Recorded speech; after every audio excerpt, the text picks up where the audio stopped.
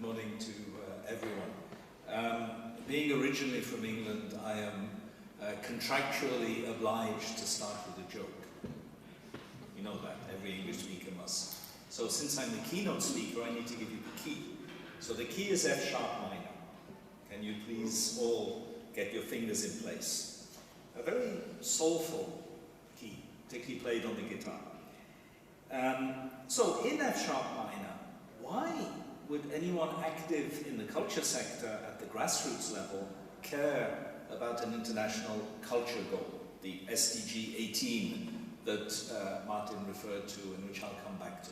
That ultimately is the question for this seminar, because we're talking precisely about impact, global impact achieved at the community level. You may feel, as people active in this area, whether in the room or online, that what happens in New York is maybe interesting in a conceptual, theoretical way, but pretty distant from what really matters. I think there's some truth in this judgment, but it's also a bit narrow, and I'll try to explain both what kind of truth there is and in what ways it is narrow.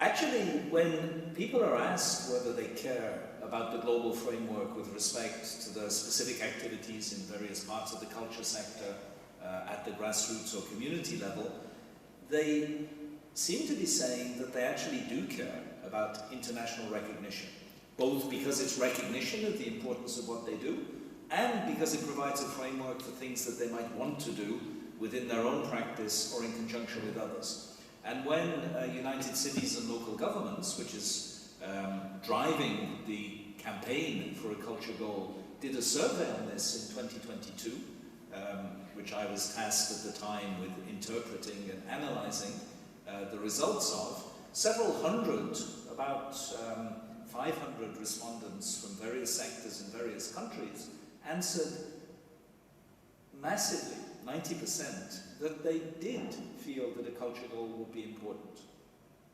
for their activities.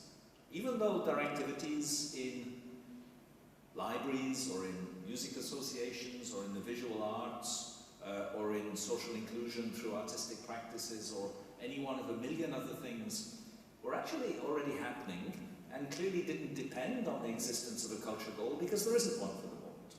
Now, you could say that was a slightly biased sample. This was a sample of stakeholders often connected to international federations who might be biased towards the idea of a culture goal because in a sense it was the campaign consulting campaign stakeholders. And maybe there's some truth in that.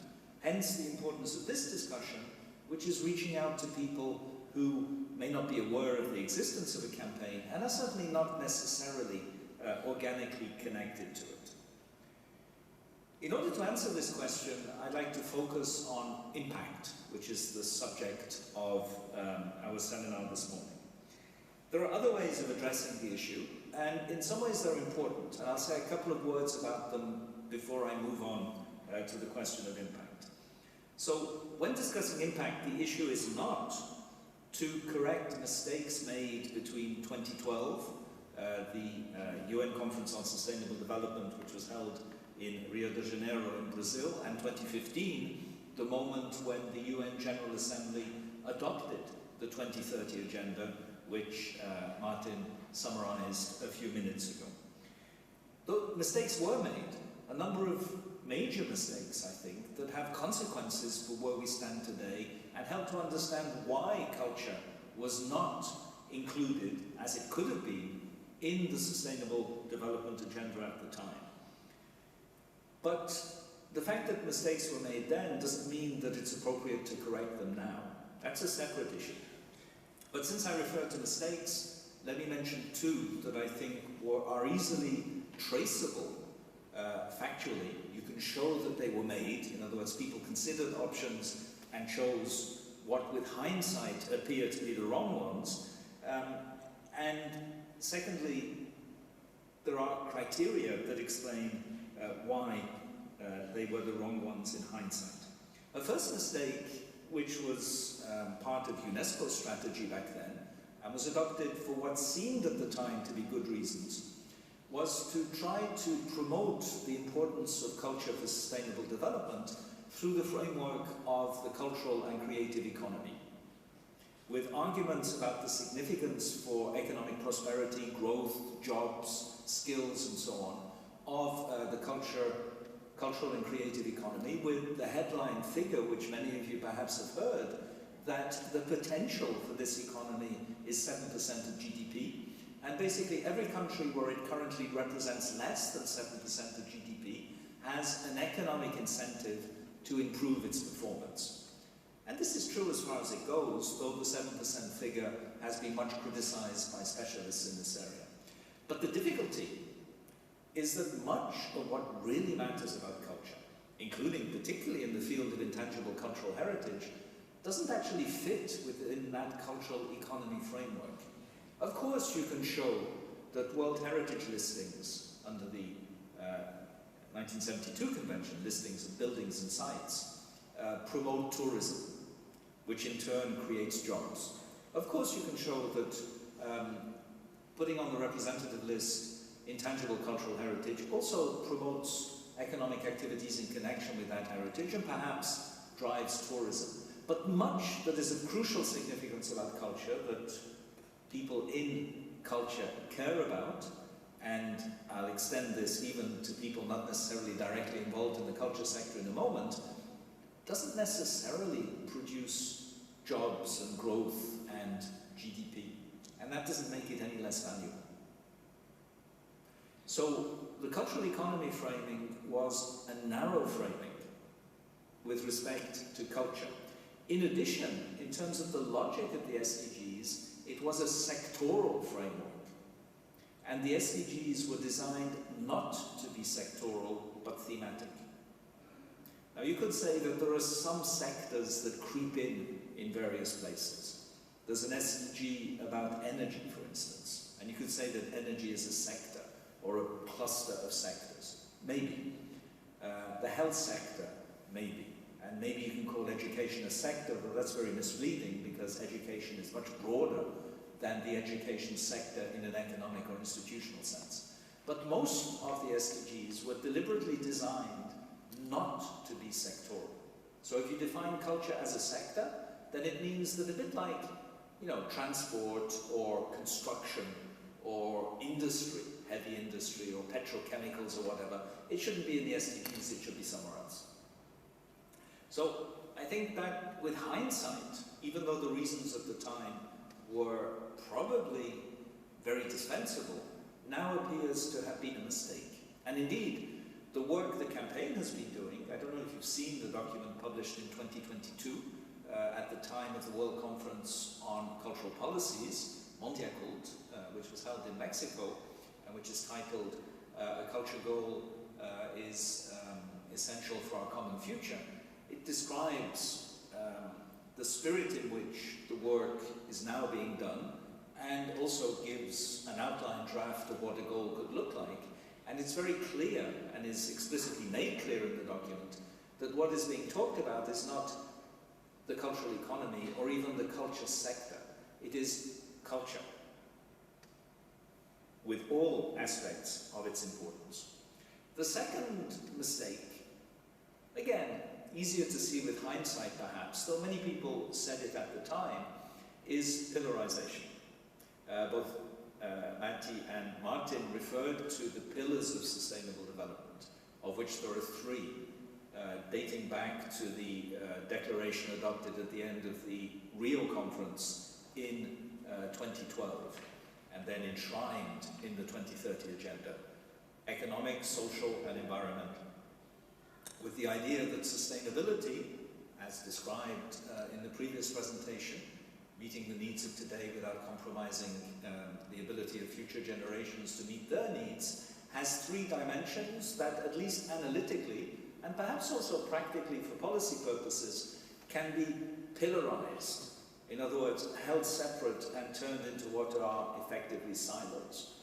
Pillar is sometimes used without the visual image of what a pillar looks like, but it's actually very difficult to use the word without immediately thinking of what a pillar is. And pillars are separate, vertical, and essentially parallel. Though, as we know, the Greeks built temples where the pillars aren't quite parallel to make them look more beautiful. But still, at least within the scale of the building, the pillars never meet. They are separate. And of course, this doesn't work. It doesn't work conceptually, and it doesn't work practically. Social and economic as separate pillars. It's no secret why this was done. It was to ensure that business could buy into the 2030 agenda. So keeping the economy separate was a tactical move, which as a tactic was perhaps very defensible, but conceptually it makes no sense. One word, work. Is work a social category or an economic category? The whole point is it's both. It is where the social and the economic meet. And that's not a radical socialist argument. It's equally true whatever economic paradigm you subscribe to. Similarly, economic and environmental as separate categories. In an agenda that emphasizes the key importance of climate change for the future of humanity, climate change is inseparably an economic issue, since greenhouse gas emissions are driven, among other things, by technology-supported prosperity, and an environmental issue because it's about the physical independence of the planetary system. So pillarization was a neat idea, but ultimately a mistake. And it creates a difficulty for culture.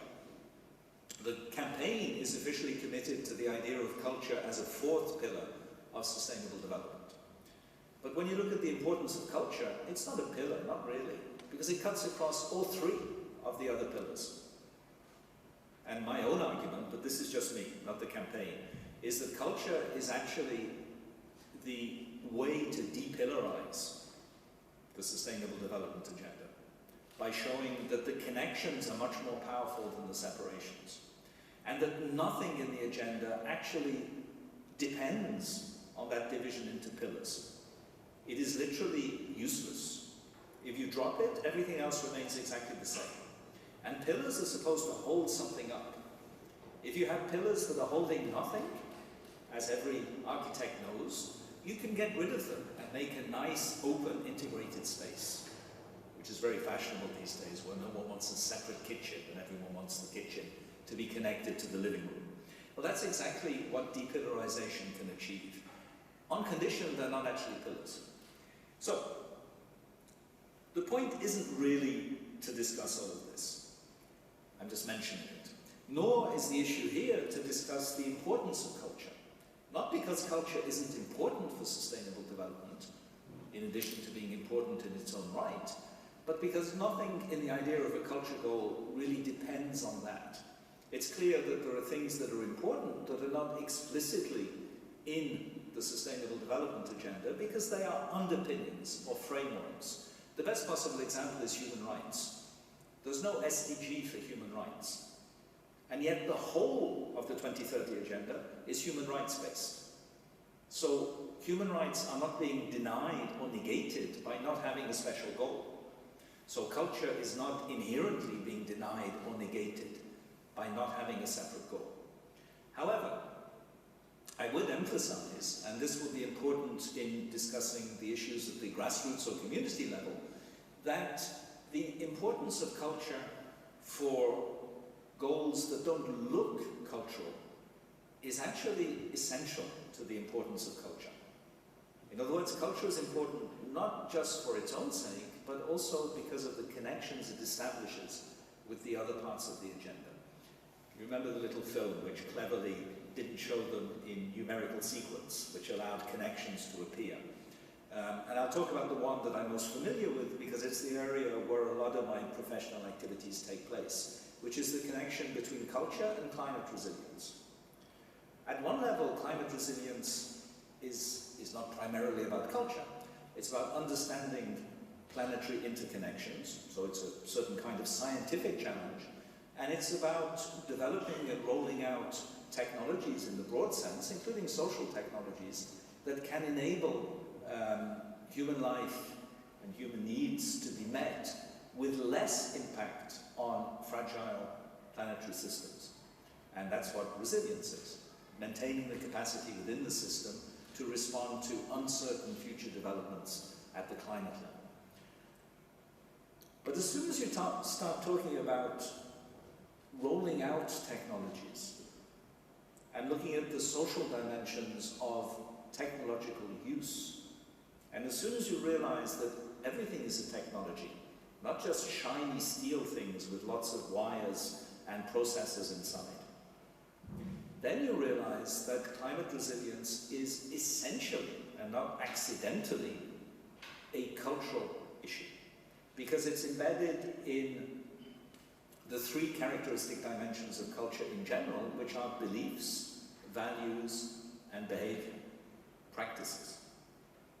If the map of what culture is as human practice, and what culture is as an object of understanding for certain disciplines that analyze culture and contribute to its development through their critical thrust, then that conjunction of beliefs, values, and behavior shapes every kind of technological issue that we're talking about. We were talking yesterday evening with Lena about tar, and how tar is produced, and how tar is produced by treating wood in a certain way and heating it in such a way that the resin from the wood flows out, producing a substance that can be used, for instance, to waterproof wooden buildings and wooden vessels for the sea or the river. Tar is a very old technology. Archaeology shows that it's been produced and used in those ways for many, many thousands of years. And there's now a discussion about whether it should be banned as being unsustainable. Tar is also a cultural practice, which is embedded in the ways of life of peoples of forest peoples, basically, because it's a wood-based product, that have developed practices around tar that are not just technologically useful, because they produce a substance that can be used, but also culturally significant, because there are practices and beliefs and behaviors and local knowledge that are embedded in them. This is where intangible cultural heritage is perhaps one of the best connectors between the apparently non-cultural parts of the Sustainable Development Agenda and the role of culture within it. So, let's assume we have a culture goal for the moment. I'll come back to the nature of that assumption a little bit later. What would the benefits that the existence, what would be the benefits that the existence of such a culture goal, perhaps similar to what was drafted by the campaign in the 2022 document that I referred to, at the community level? In other words, you're a community level actor in cultural production or education or research into cultural practices. What would you gain from it? And I think there are four benefits of the existence of a goal that can quite easily be identified and which are related to benefits that are already shown from the existence of the SDG agenda as it is, with its 17 goals, in various parts of society. Those four, and I'll list them first, then describe them briefly, are: one, a shared language; two, a framework for innovation; three, a foundation; and four, an integrator. So let me give a little description of what I mean by each of these terms. First, a shared language is one that avoids wasted energy in discussing words and definitions and concepts. Of course, there's some loss in this, because some of those concepts would deserve discussion. For instance, why do we talk about sustainable development when the definition of sustainable development actually has nothing to do with development? It's about sustainability, the relation between the ability to meet present needs and the implications of what we do in the present for the ability of others to meet their needs in the future. And we might add, within the present, the ability of others to meet their needs based on what we do to meet our needs. So there's a distributive dimension even within the present that is explicit. And We know politically why the word development is there, because it was connected to debates about the right to development at UN level, because of the worry on the part of many developing countries that environmental concerns would be used to limit their capacity to develop their economies and societies. The so-called kicking away the ladder syndrome, which is the title of a book by a prominent Korean economist called Ha-Joon Chang. Kicking away the ladder, I don't know if the image is clear to everyone, is the idea that there's a ladder, there's somewhere everyone wants to go. Some people have gone up the ladder, got up into the attic, and then kicked down the ladder so that no one else can join them. Because there probably isn't space in the attic for everyone. And this was the concern, that development is effectively the right to keep the ladder and to get into the attic, and that the environment might be used as a pretext to justify kicking away the ladder. All of these discussions are important, all of them need to take place, but they can get in the way of practical action. Because if you spend your whole time discussing words, you probably won't get to things.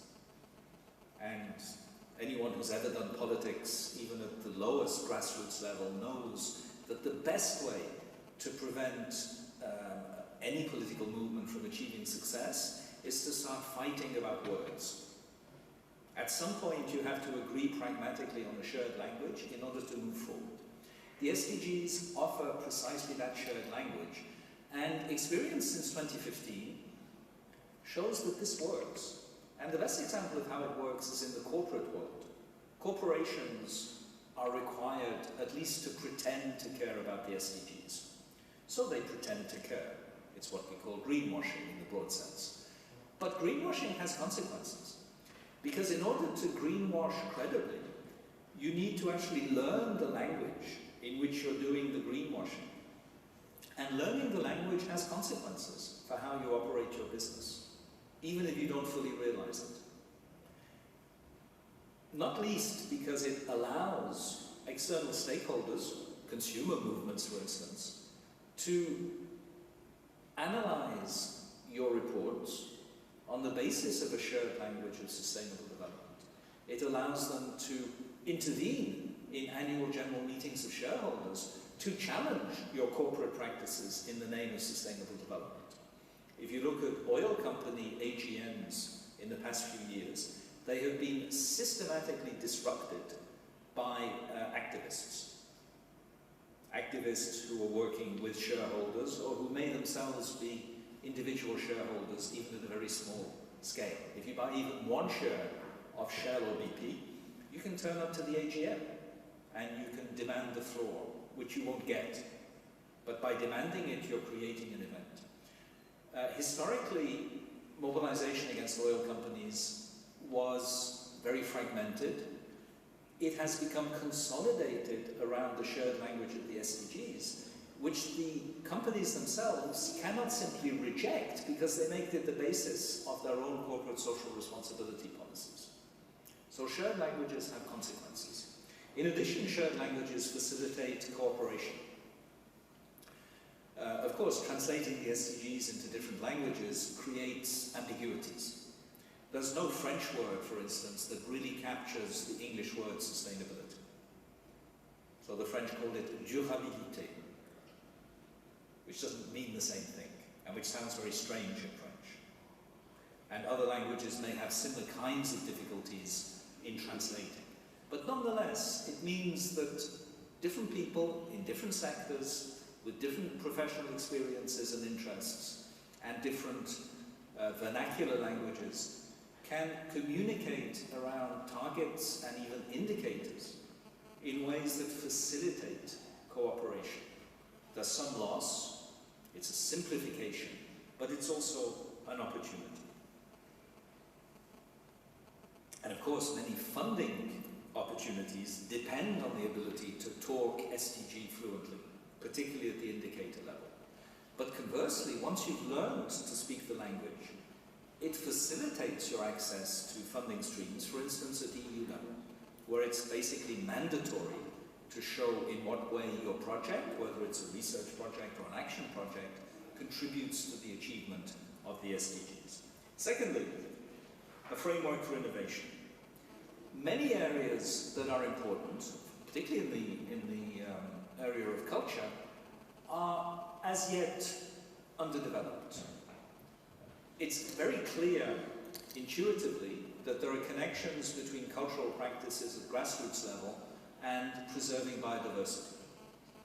The role of indigenous people has been long recognized as important in this connection. But I don't think anyone would argue that there is an action plan available for anyone to use that explains exactly how cultural practices can support biodiversity preservation or even restoration where biodiversity is degraded, as it is in many places. There are ideas, there are networks, there are processes of sharing, but certainly not something that's already been fully worked out. And one of the most important reasons goes to the heart of intangible cultural heritage, which is context dependency, and in particular place dependency. There's no general recipe to protect biodiversity, because biodiversity is specific to each context in which it needs to be protected.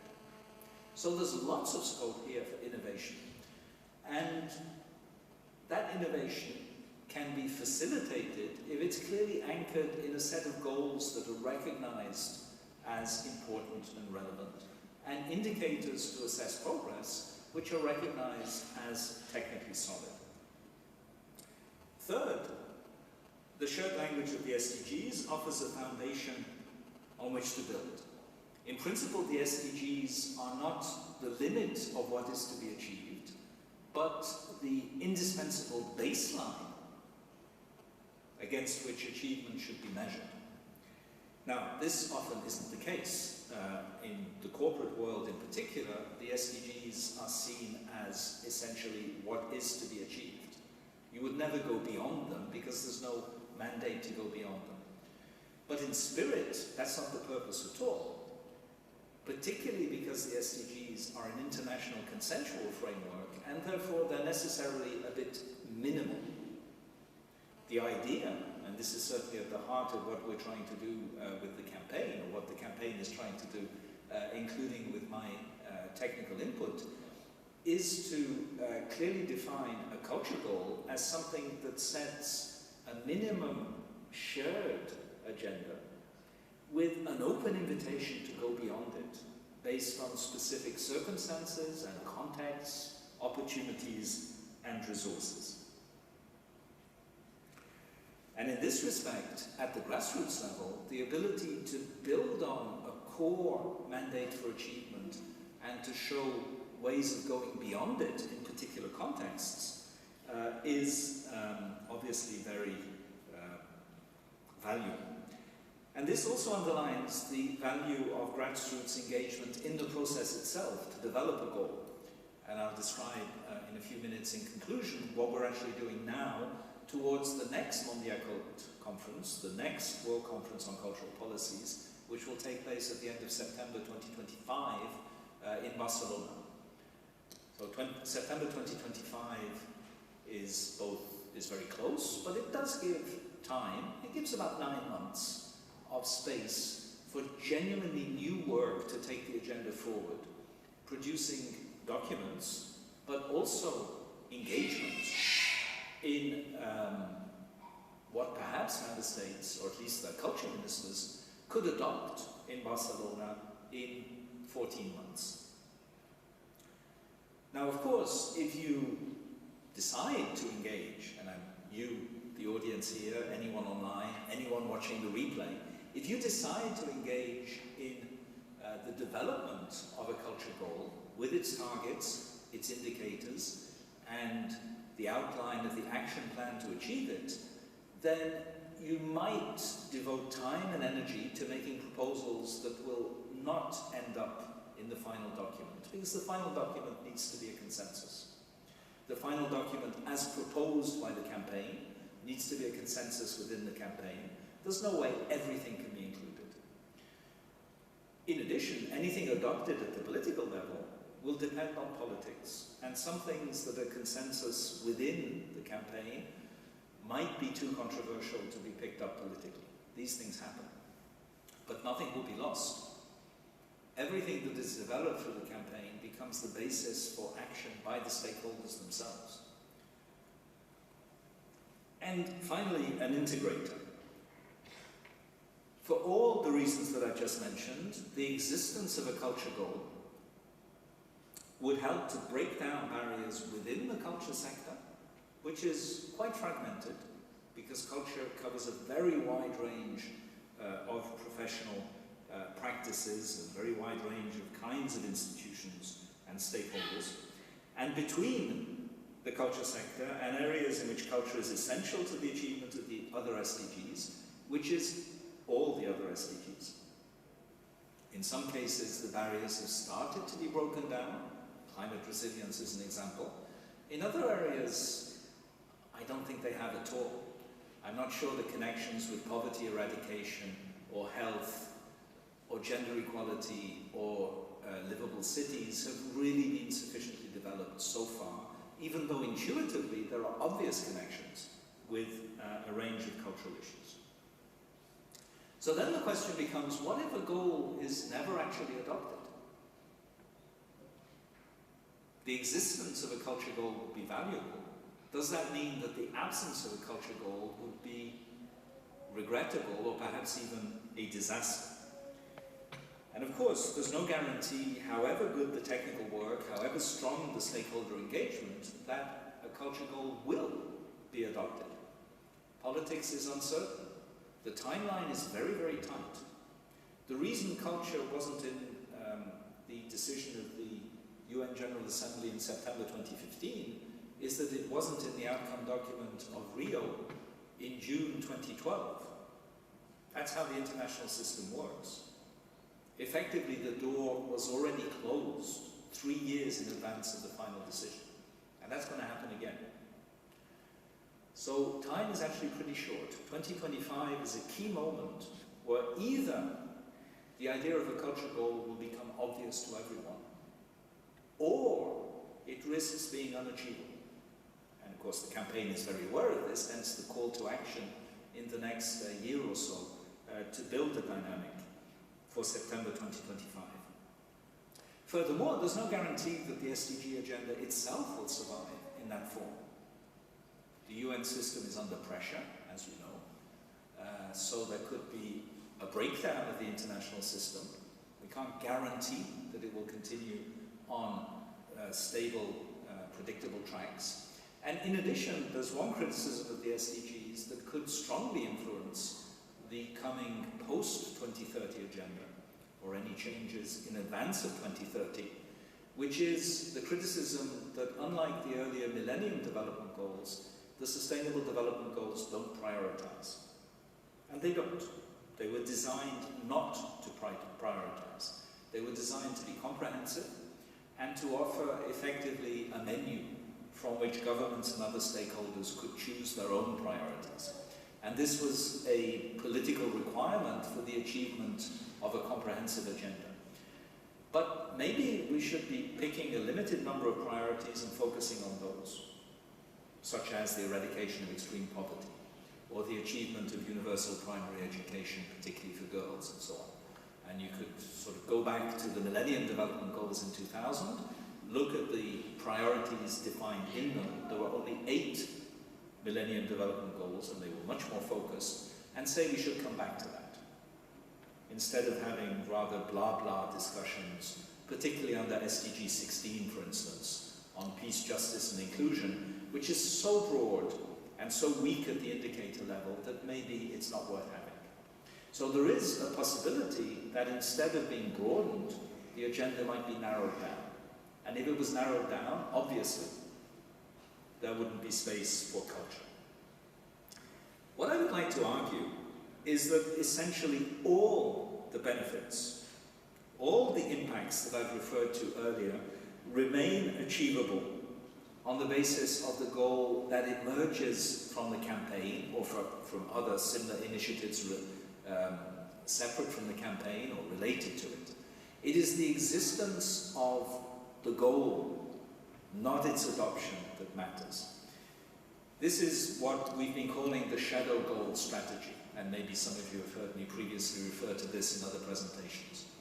In other words, once you have a goal that everyone who cares about culture is committed to, whether it's adopted at the intergovernmental level or not is, of course, important, symbolically and practically, but not decisive, because you can still use the goal to act at national level and at community level.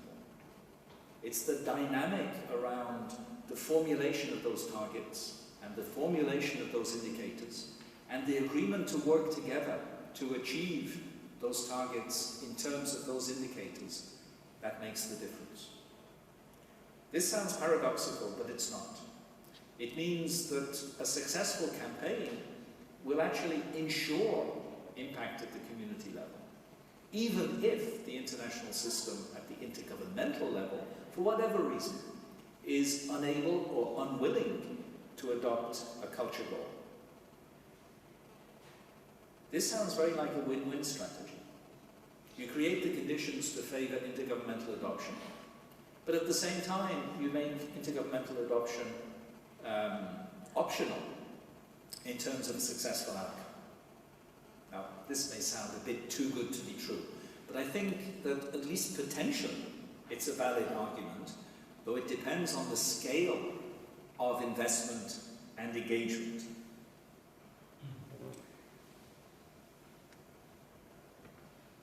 So what I would like to encourage you to do is to be part of building the shadow goal, and then be part of the shadow movement, which, regardless of what happens in New York, will actually shape the connection between culture and sustainable development. Starting now, to 2030, and beyond 2030. And just to close with some practical indications, we're currently discussing, under the leadership mainly of UCLG, but other members of the coalition, of course, are very involved in the discussion, as to what could be a timeline for practical actions to move towards the kind of objective that we need for Mondial 2022. And what will be key in this regard is, I think, two phases of work. One, a phase of work that starts now and runs to the end of this year, which is a phase of consultation which needs to be broader than it was in 2022, involving more stakeholders, and at the same time needs to be more focused, using the draft goal published in 2022 as the basis for criticism, amendment, refinement, and so on. This is open to anyone who wants to be involved, and the more people are involved in it, the more successful it will be.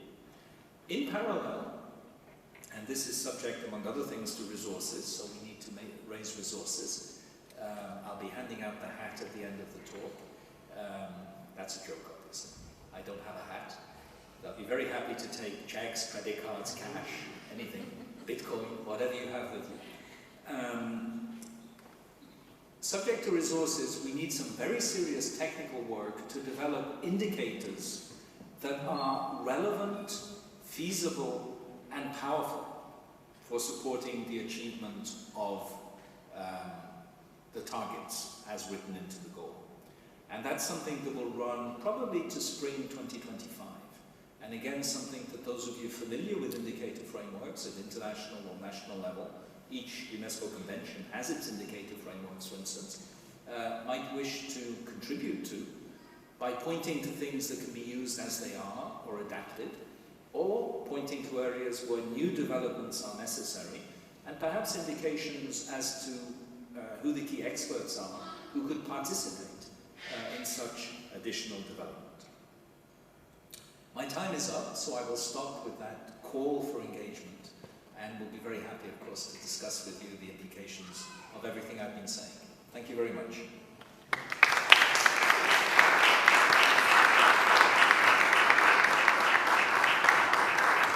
Thank you very much, Chair Bruni. Now.